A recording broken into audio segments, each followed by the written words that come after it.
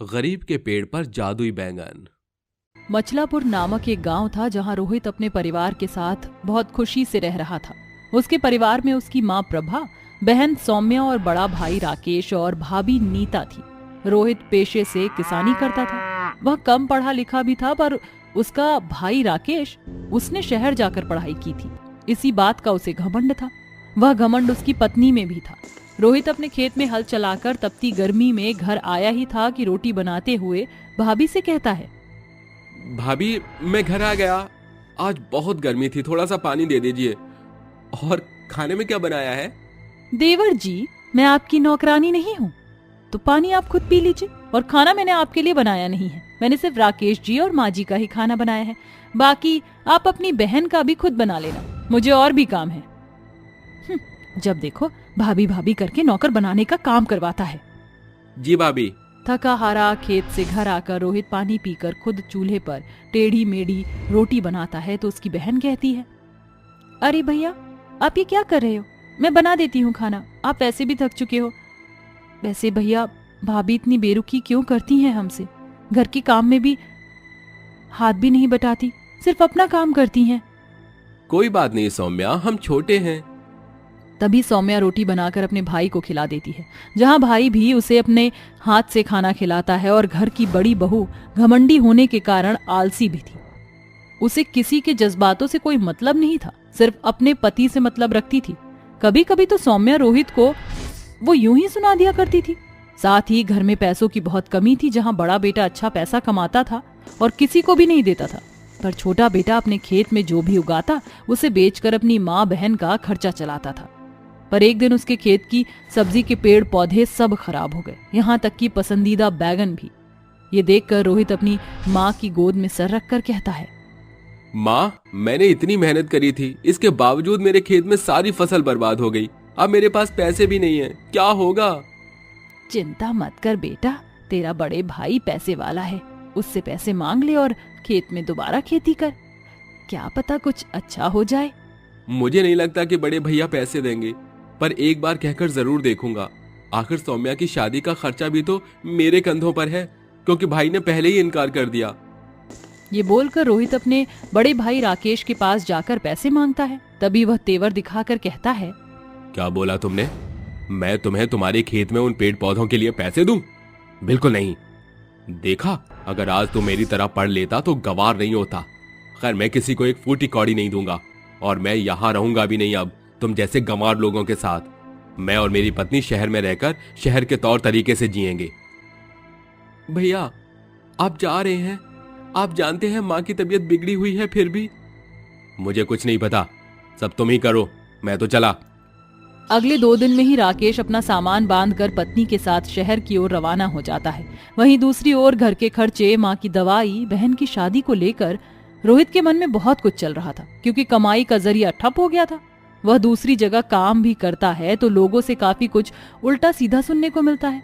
अपनी माँ बहन के पेट को पालने के लिए वह लोगों की सुनता है, फिर एक बार काम से निकाल दिया जाता है। ऐसे में परेशान होकर वह अपने उजड़े हुए खेत में जाता है, जहाँ उसके सारे पेड़ पौधे तहस नहस हो रखे थे। हे भगवान, आपने मेरे साथ ऐसा क्यों किया?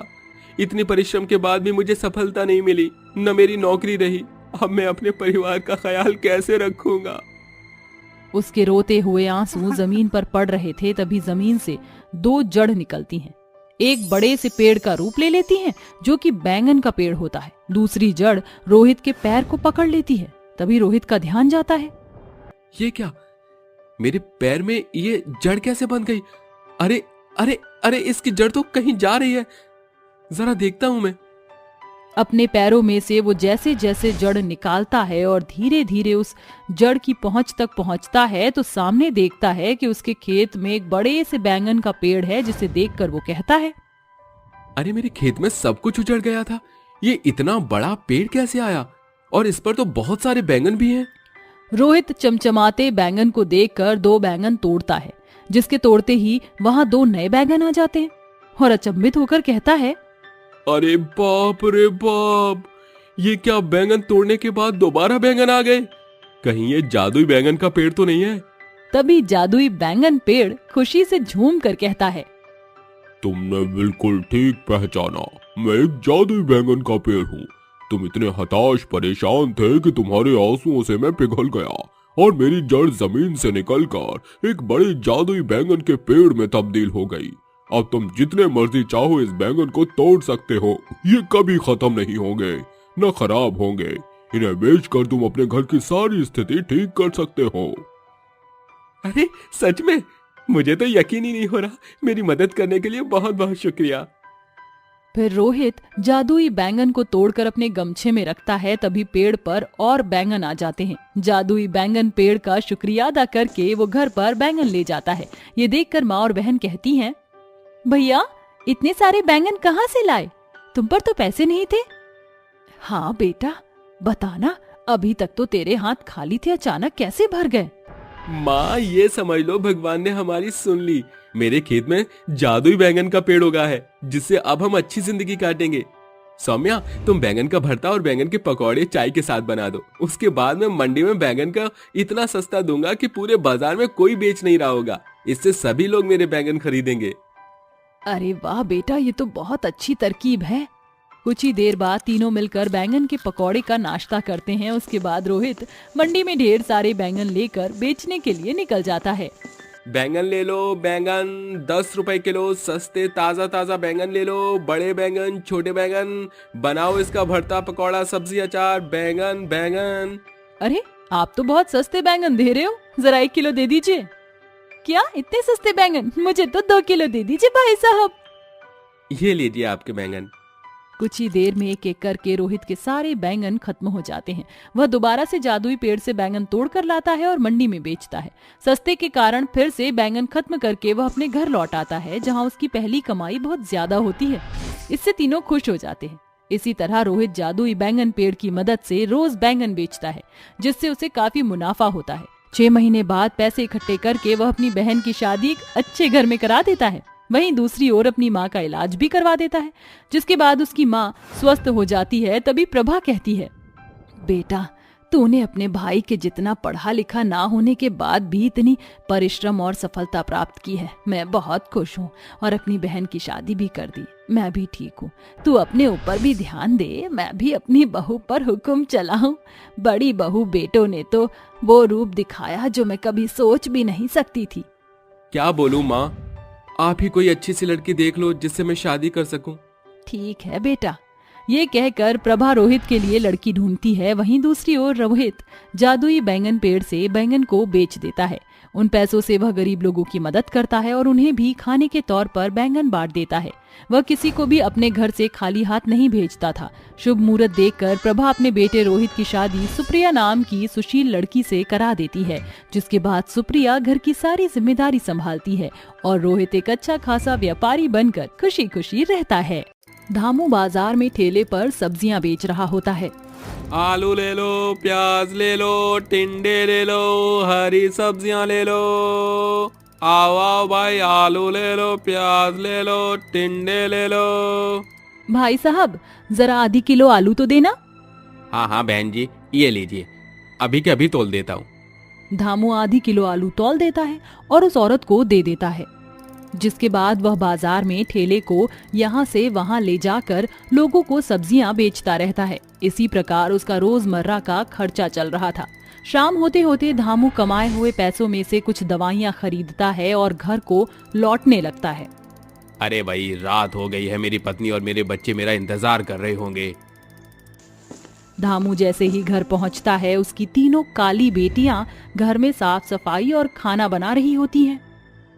अरे मेरी बच्ची हो, तुम इतनी छोटी सी उम्र में घर के काम क्यों कर रही हो? पिताजी, माँ की तबीयत बिल्कुल भी ठीक नहीं है। सुबह से सिर्फ आपका ही नाम पुकार रही हैं। हाँ पिताजी, आज उन्हें दवाई लिए हुए पूरे 1 हफ्ता हो गया है। पिताजी, आप पहले माँ के पास चले जाइए। जैसे ही धामू निर्मला के पास जाता है, निर्मला दर्द से करहा रही होती है। देखिए जी, मेरा कुछ नहीं पता कि मैं कब इस दुनिया को छोड़कर चली जाऊं। हमारी 3 बेटियां हैं, अब आपको उनकी जिंदगी बनानी है।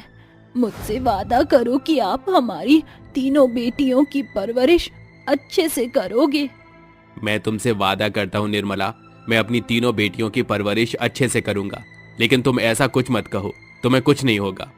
धामू इतना कह ही रहा होता है कि तभी अचानक से निर्मला की आंखें बंद हो जाती हैं, जिसके चलते धामू बहुत फूट फूट कर रोने लगता है। धामू अपनी पत्नी निर्मला का अंतिम संस्कार कर देता है, जिसके बाद वह सब्जी बेचकर अपनी तीनों बेटियों को पढ़ाने लिखाने का काम शुरू कर देता है। मेरी बेटियों, मैं चाहता हूँ कि तुम अपनी माँ का सपना पूरा करो और पढ़ लिख कर कुछ बनो। मैं तुम्हें किसी काबिल देखना चाहता हूँ। उस दिन के बाद से धामू दिन रात मेहनत करता है और सब्जी बेचने के साथ साथ वह एक फैक्ट्री में काम करना भी शुरू कर देता है। देखते ही देखते कुछ समय बीतने लगता है, जिसके चलते उसकी बेटियां शादी के लायक बड़ी हो जाती हैं। एक दिन धामू फैक्ट्री में काम कर रहा होता है। जिस मशीन में धामू काम कर रहा था, अचानक से वह मशीन खराब हो जाती है और धामू के दोनों हाथ उस मशीन के अंदर आ जाते हैं, जिसके चलते वह बेचारा अपाहिज हो जाता है। पिताजी, पिताजी, ये क्या हो गया आपके हाथों को?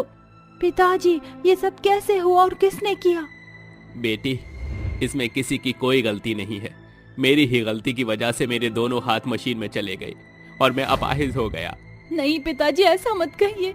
आपके दोनों हाथ अभी सही सलामत है। हम तीनों बेटियां आपके दायां और बायां हाथ हैं।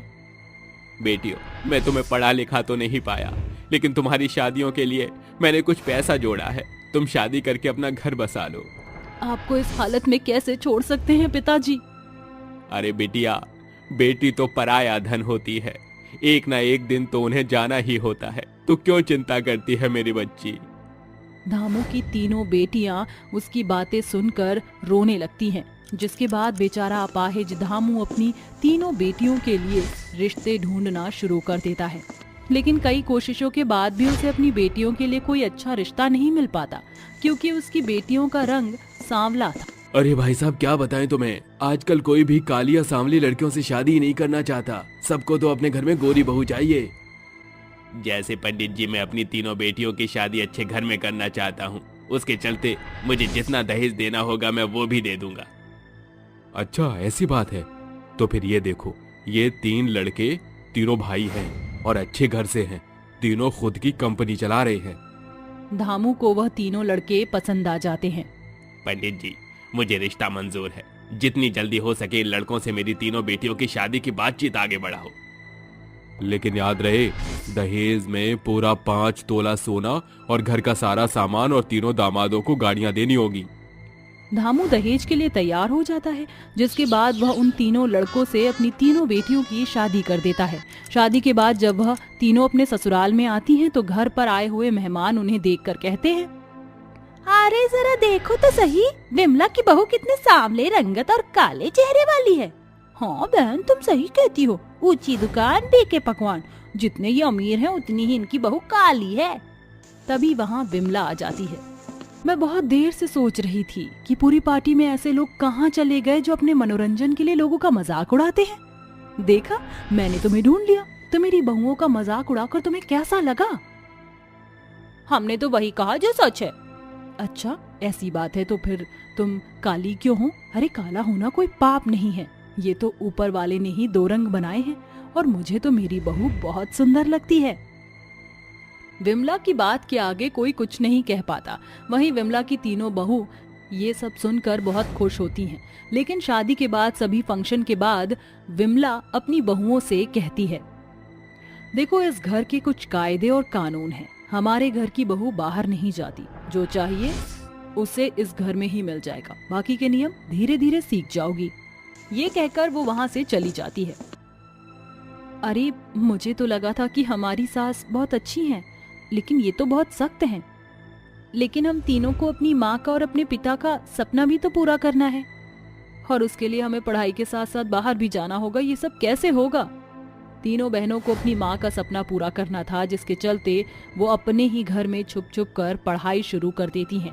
जब रात के समय घर के सभी सदस्य सो जाते हैं, तब तीनों बहनें अपनी किताब निकाल कर पढ़ाई शुरू कर देती हैं। देखते ही देखते वह तीनों बहनें पढ़ाई करके कुछ न कुछ बन जाती हैं। निशा डॉक्टर की पढ़ाई पूरी कर लेती है, आयशा वकील की और राधा कलेक्टर की। जिसके बाद वह तीनों अपने पिता के पास जाती हैं।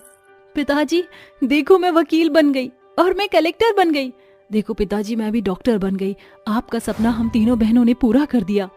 आज तो सच में तुम तीनों ने मिलकर मेरा नाम रोशन कर दिया। तुम्हारी माँ यह देखकर बहुत खुश हुई होगी।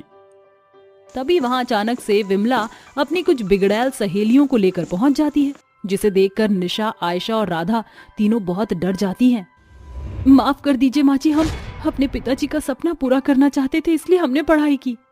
अरे बहू, तुम क्यों माफी मांग रही हो? माफी मांगने के लिए तो मैं इन्हें लेकर आई हूँ।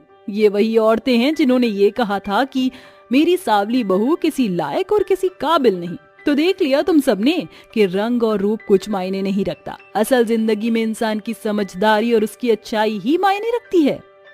हाँ विमला, तुम सही कहती हो, हमें माफ कर दो। हमें तुम्हारी बहुओं के बारे में ऐसा नहीं कहना चाहिए था। विमला अपनी तीनों बहुओं को गले से लगा लेती है और उन्हें फक्र से अपने घर वापस लेकर जाती है, जिसके बाद वह सभी एक साथ खुशी खुशी रहने लगते हैं।